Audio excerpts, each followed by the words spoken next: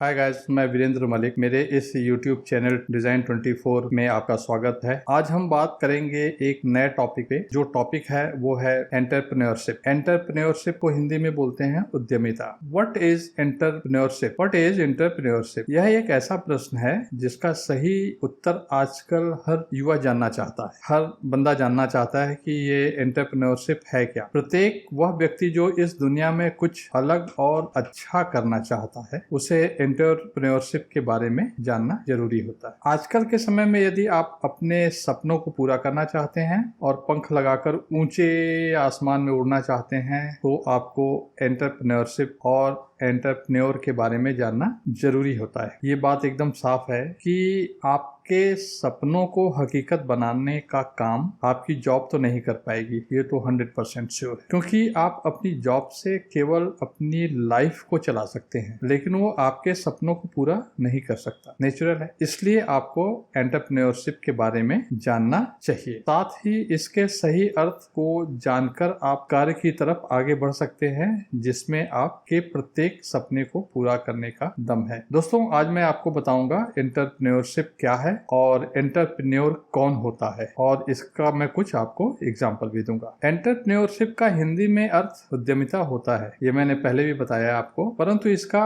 अर्थ एक छोटी सी दुकान खोलने का नहीं होता, बल्कि बड़े पैमाने पर किसी कंपनी को शुरू करना होता है। आज इंडिया में एंटरप्रेन्योरशिप के अनेक उदाहरण देखने को मिलते हैं। आपने देखा होगा Paytm, Flipkart, Snapdeal, Amazon, Facebook, OLX, Zomato जैसे बहुत सारे उदाहरण आपको देखने को मिल जाएगा। इन सभी कंपनियों को जिसने शुरू किया वह आज बहुत ही अच्छा पैसा कमा रहा है। एक बात हम ये कर सकते हैं कि व्हाट इज एंटरप्रेन्योरशिप, उद्यमिता क्या है और एक सफल उद्यमी कैसे बने। तो हम आपको बताते हैं कि ज्यादातर यह देखा जाता है कि नौकरी करने वाले कभी खुश नहीं होते। ना ही उन्हें अच्छे पैसे मिलते हैं, ना ही उन्हें अच्छी सैलरी मिलती है, ना ही उन्हें अच्छा ट्रीटमेंट मिलता है। उनसे काम भी खूब लिया जाता है, खूब कराया जाता है। यदि कोई गलती होती है तो बॉस नौकरों की तरह डांटता है। इसलिए कुछ लोग खुद ही स्वयं का बिजनेस खोल करके मालिक बनना चाहते हैं। वह कोई ऐसा व्यापार शुरू करना चाहते हैं, वह कोई ऐसा बिजनेस शुरू करना चाहते हैं, वो कोई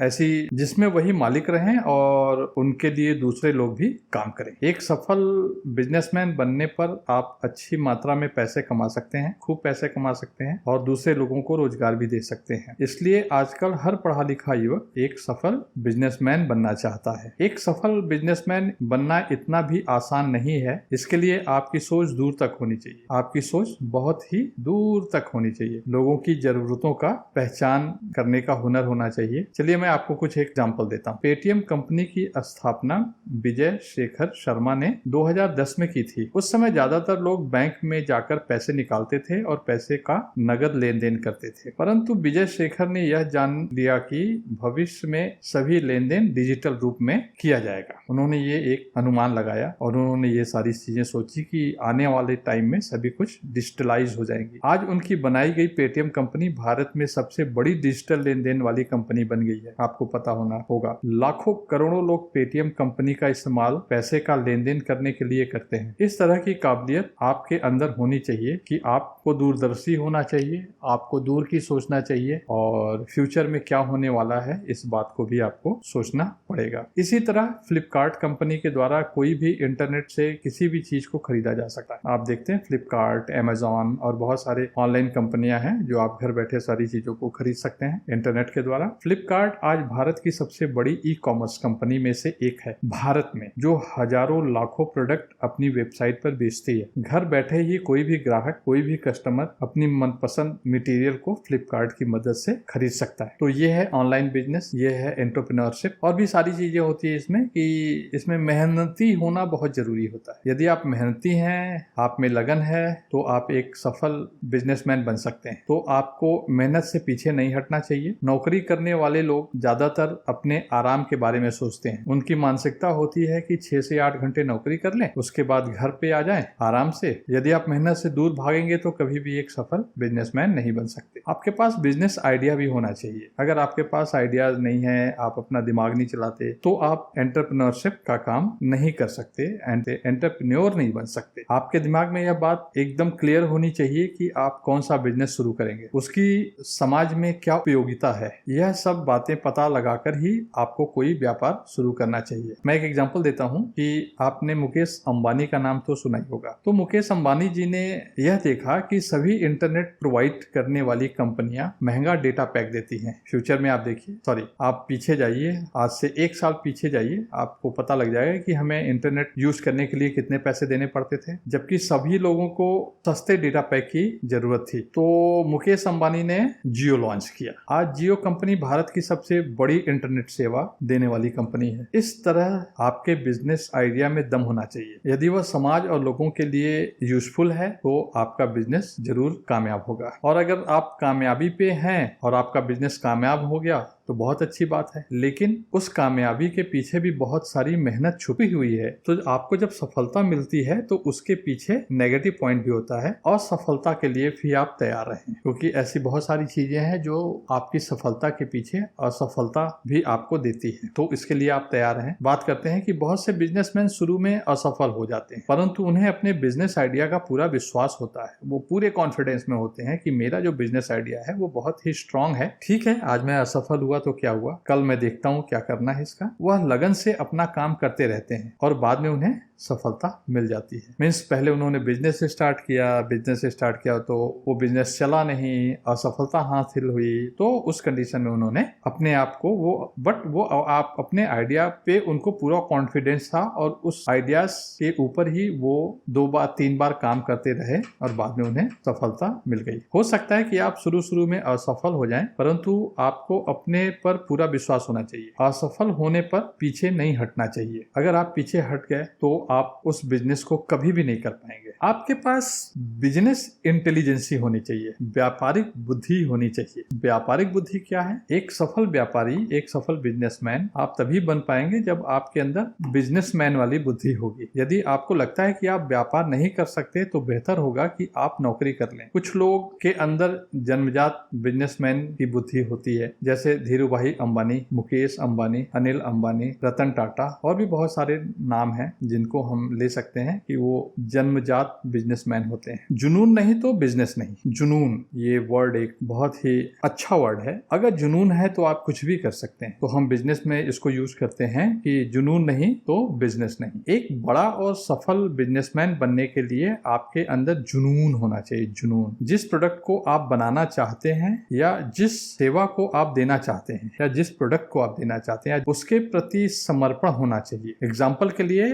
रतन टाटा का सपना था कि वे एक मध्यवर्गीय भारतीय परिवार के लिए एक ऐसा कार बनाए जिसमें सभी लोग आ जाएं। ये उनका जुनून था। उन्होंने अपने जुनून को पूरा करने के लिए बहुत सारे एक्सपेरिमेंट भी किए। तो हम सभी जानते हैं कि भारत में मिडिल क्लास फैमिली की आमदनी कम होती है, इसलिए रतन टाटा ने सिर्फ 1 लाख रुपए में नैनो कार बनाई, जिससे एक कम आमदनी वाला व्यक्ति भी बारिश में बच सके और अपने परिवार के साथ यात्रा कर सके। बिजनेस कर रहे हैं तो हटकर सोचने की जरूरत होती है। तो हटकर के सोचें। हट करके कैसे सोचें कि एक सफल बिजनेसमैन की सोच साधारण लोगों से अलग होती है। उसकी सोच का दायरा बहुत ही बड़ा और विस्तृत होता है। वह लोगों से हट करके सोचता है। यह कहा जा सकता है कि उसकी सोच असाधारण होती है, इसलिए वो बड़ा बिजनेसमैन बड़ा बिजनेस लॉन्च कर पाता है। भारत में किसी ने यह नहीं सोचा होगा कि एक समय ऐसा आएगा कि खाना मंगाने के लिए घर से निकलना ही नहीं पड़ेगा और घर बैठे ही आपका खाना आ जाएगा। घर बैठे ही आप अपने मोबाइल से नंबर डायल करेंगे, फूड ऐप पे जाएंगे और ऑर्डर कर देंगे और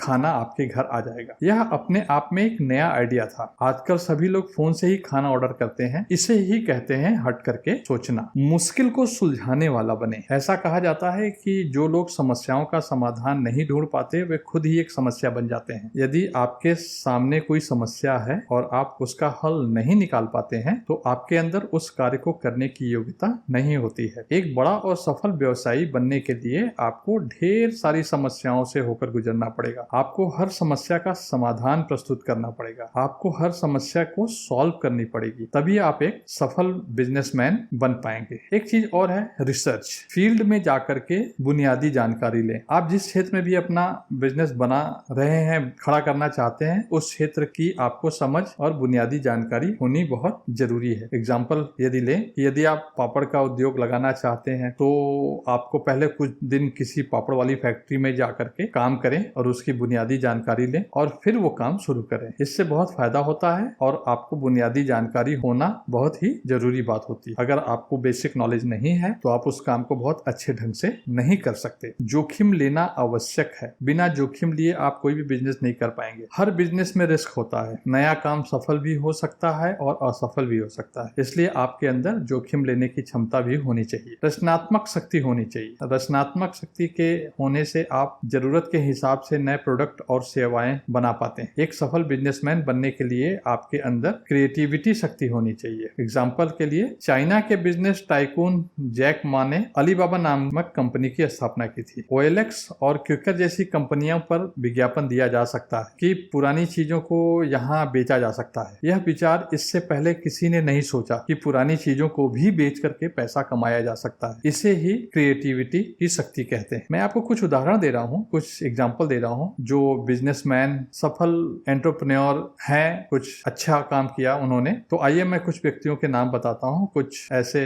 बिजनेसमैन और उसके संस्थापक का नाम बताता हूँ। जैसे OLX, फैब्रिस ग्रिडा और एलेक ऑक्सेनफोर्ड इसके संस्थापक हैं। फ्लिपकार्ट के संस्थापक हैं Mark Lore. Walmart e-commerce US के CEO हैं। Zomato, Pankaj Chadha. Paytm, Vijay Shekhar Sharma. Snapdeal, Rohit Bansal और Kunal Bansal. Quikr, Pranay Chulet. Amazon, JF Bezos. Facebook, Mark Zuckerberg. Ola cabs, Bhavna Agarwal. Airtel, Sunil Mittal. Tata समूह, Ratan Tata. Shahnaz Husain group, Shahnaz Husain. Cafe Coffee Day, VG Siddhartha. ये सारे लोग एक बहुत ही वर्ल्ड के टॉप क्लास एंटरप्रेन्योर हैं। उन्होंने एंटरप्रेन्योरशिप को अपनी लाइफ में यूज किया और एक बहुत अच्छे एंटरप्रेन्योर बन गए। एक अच्छा एंटरप्रेन्योर बनने के लिए आपके पास कौन कौन सी इंपॉर्टेंट स्किल की जरूरत होती है, तो आइए हम बात करते हैं। आपके अंदर एक लीडरशिप क्वालिटी होनी चाहिए। आपके सोच का तरीका थोड़ा अलग होना चाहिए। हर प्रॉब्लम को सॉल्व करने की क्षमता आपके अंदर होनी चाहिए। सेल्फ कॉन्फिडेंस होना चाहिए। फेल होने का डर आपके अंदर नहीं होना चाहिए। जिस काम को करने वाले हो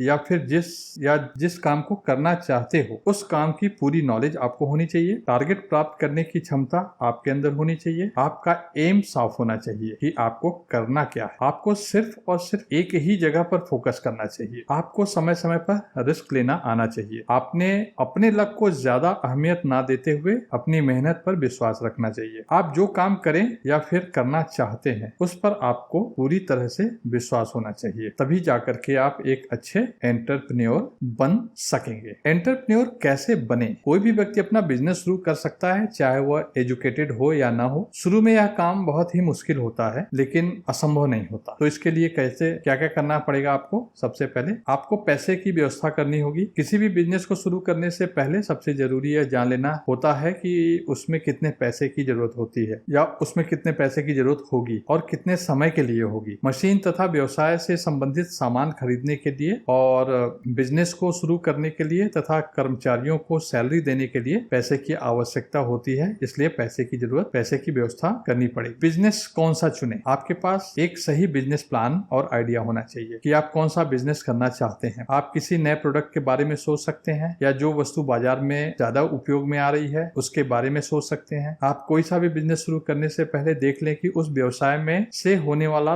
लाभ और नुकसान क्या क्या है, प्रॉफिट और लॉस क्या क्या है, इसके बारे में और उससे होने वाले इनकम के बारे में जान लें। आप जोखिम उठाएं। जब आप यह तय कर लेते हैं कि आपका बिजनेस प्लान क्या है, उसके बाद आपका अगला कदम क्या होना चाहिए, उस पर कार्य करना पड़ेगा आपको। लेकिन यह जरूरी नहीं कि जिस बिजनेस पर आप काम कर रहे हैं उसमें आप सफल ही हो जाएं। उसमें असफलता भी हाथ लग सकती है, उसमें आपको प्रॉफिट न होकर के लॉस भी हो सकता है। तो जोखिम हर बार बिजनेस में होता ही होता है। जो हर बिजनेस को कभी ना कभी उठना ही होता है, जो हर एंटरप्रेन्योर को कभी ना कभी उठाना ही पड़ता है, तभी आप एक सफल एंटरप्रेन्योर बन पाते हैं। ग्राहकों की समस्या को समझें। यदि आप एक सफल एंटरप्रेन्योर बनना चाहते हैं तो आपको ग्राहक और बाजार की समस्या को जरूरतों का ध्यान रखना पड़ेगा और उसके अनुसार ही आप अपनी सेवा और काम को बढ़ाना होगा। अपने प्रोडक्ट और सर्विस को बेहतर बनाने बढ़ाने से आपका बिजनेस बढ़ेगा, क्योंकि उन्हीं ग्राहकों से आपका बिजनेस बढ़ेगा जो दोबारा आपकी सर्विस लेने आएंगे। प्लान बनाकर रखें। यदि आपका प्लान काम नहीं कर रहा तो चिंता करने की कोई बात नहीं है। कुछ लोग अपनी प्लान बनाते समय बनाते हैं और अगर वह काम नहीं करता तो वह बीच में ही उद्यमी बनने की सोच छोड़ देते हैं, एंटरप्रेन्योर बनने की सोच को छोड़ देते हैं। ऐसे में आप एक सफल एंटरप्रेन्योर कभी नहीं बन सकते। अगर आपकी योजना काम नहीं करती है तो